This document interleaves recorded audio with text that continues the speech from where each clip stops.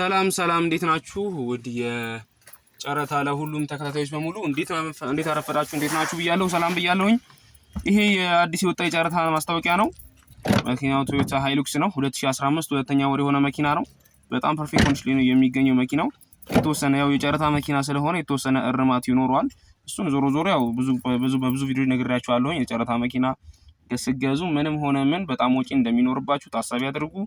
ዞሮ ከ200 ሺህ ብር ወጪ በላይ ይኖራል። በጣም በትንሹ አትሊስት ነው 200 ሺህ ብር ይኖራችኋል። በጣም ፐርፌክት ኮንዲሽን ላይ ካልሆነ በስተቀር 200 ሺህ እነሱ ራሱ ቆንጆ የሚባሉት ራሱ ጎማና ቸርኬ ንጹህ ነገር እናደርጋለን ካላችሁ 100 ሺህ ብር ዞሮ ወጪ አለ። ከዛ በላይ ይኖረዋል። ጎማ ብቻውን ሌላ ውድ ነው። 18 ሺህ 20 ሺህ የሚባል ጎማ ስለሆነ መኪናው በመታየው ኮንዲሽን ላይ ያው ሞተሩ በጣም ንጹህ ሞተር ነው። ሻንሲ ቁጥር ነው ቼክ አድርጉት እንድታዩ ፈልጌ ነው። ጎግል ቼክ ማድረግ ከፈለጋችሁ አለበዛ መኪናው ጎኑም ካላችሁ ከላይም በጣም ፐርፌክት አድርገው የያዙታል። የተጎዳ መኪና አይደለም። እንደምታዩት ነው።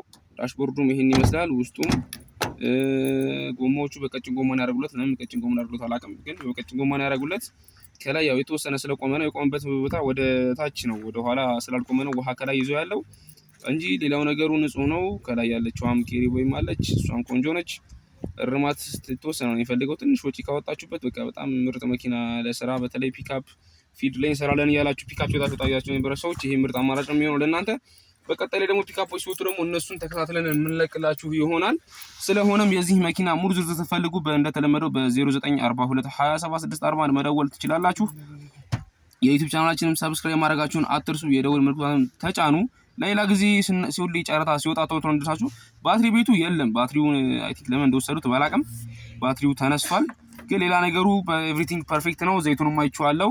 ያን ያህል ቆሸሽ የተጎዳ ዘይት አይደለም። ስለዚህ የእነዚህ መኪኖች ሙሉ ዝርዝር ስትፈልጉ እንደተለመደው ደውሉልን። ጨረታ ይረን ኢንስፔክት እንደላችሁን ፈልጋችሁ መደወል ትችላላችሁ። ይሄኛው ደግሞ ቪትስ ነው። 533 ሺህ ብር ነው የመነሻ ዋጋው። በጣም ቆንጆ መኪና ነው። ይሄም ውስጡ በጣም በሩ ያልተከፈተበት ምክንያት ጨረታው ሊያልቅ ተወሰነ ቀን ሲቀረው ነው የሚከፍቱት። የዚህ ጨረታ የሚያልቅበት ቀን ገና ስለሆነ ለዛ ነው በሩን ከፍቶ ያላየ ነው እንጂ ውስጡንም መክፈት እንችል ነበረ። ይሄኛው ደግሞ ቱክሰን ነው። ያው በመታየው ኮንዲሽን የሚገኘው ብዙ የተጎዳ ኮፈኑ ብቻ ችግር አለበት። የፕላስቲክ የለጠፉበት ቦታ ትንሽ የተጎዳለው እንጂ ሌላ ነገሩ በጣም ንጹህ ነው። ምንም ችግር የለበትም። ከሌለበት መኪና ነው። መሞከር ትችላላችሁ። የዚህ ቤት ተወሰነ ቀን አለው። ይሄኛው ደግሞ በ00 የተገዛ ከ2,300,000 ብር የመነሻ ዋጋ የተሰጠው ሱዙኪ ኢኮ ነው። የዚህንም መረጃ ከፈልጋችሁ ደውሉ። ሁልጊዜም የጨረታ መረጃ እንዲደርሳችሁ ከፈልጋችሁ ሰብስክራይብ ማድረጋችሁን አትርሱ። የደወል ምልክቷንም ተጫኑ። መኪናው በመታየት ኮንዲሽን ላይ አዲስ ነው። ምንም የተጎዳ ነገር የለውም። በእዳ ወር በሳምቲንግ ነገር ነው የሚያዙት እነዚህ። ስለዚህ የእነዚህ ጨረታ ዝርዝራቸውን ሙሉ ስትፈልጉ መደወል ትችላላችሁ። እንድናግዛችሁ የምትፈልጉ ሰነድ እንገዛላችሁ የምታደርጉ ሰዎች ሁልጊዜም እናበረታታለን። እያገዝናችሁን ስለምንገኝ ሰነዳችሁ እንደተለመደው ማዘዝ ትችላላችሁ። እናመጣላችኋለን በምትገኙበት ቦታ። ይሄ መኪና በጣም ቆንጆ ነው። ከስር ምንም የተመታታ ነገር የለውም። በደንብ ቼክ አድርጌዋለሁ። ራሴን እንጂ ኤክስፔክት ያደረኩት ምንም ችግር የለበት መኪና ነው። በሩ ያልተከፈተበት ምክንያት ያው ቀኑ ሲደርስ ነው የሚከፈተው ብያችኋለሁ። የቀጣይኛው መኪና ደግሞ ኒሳን ዩዲ ነው። በገለባጭ ነው ይሄ መኪና። ሄዳችሁ ማየት እንፈልግ ሰዎች፣ አቅም ያለን ሰዎች ይሄን መኪና ሞክሩት። ሌላ ደግሞ ኤፌሰር አለ። እሱ ደግሞ ቀጣይኛው ቪዲዮ ላይ ይመጣላችኋል። አሁን ጠብቁ። ስለዚህ የእነዚህ መኪኖች ሙሉ ዝርዝር ስትፈልጉ እንደተለመደው መደወል ትችላላችሁ። ይሄኛው በጣም የተጎዳ አይደለም። የተወሰነ ፓርቶች የጎዳደሉት አሉ። ወጪውን ብቻ ሄዳችሁ ኢንስፔክት ማድረግ ትችላላችሁ፣ መስራት ትችላላችሁ። እኛም ሄደን እንድናገዛችሁ እንፈልግ ሰዎች ደውሉልን። በስልካችን በ0942276441 መደወል ትችላላችሁ። ወደ ውስጥ ገብቼ ያላሳየኋችሁ አይመችም። ቦታው በጣም ታይት የሆነ ጠባብ ቦታ ስለሆነ ወደ ውስጥ እየገባሁ ማየት አልቻልኩም። ለዛ ነው።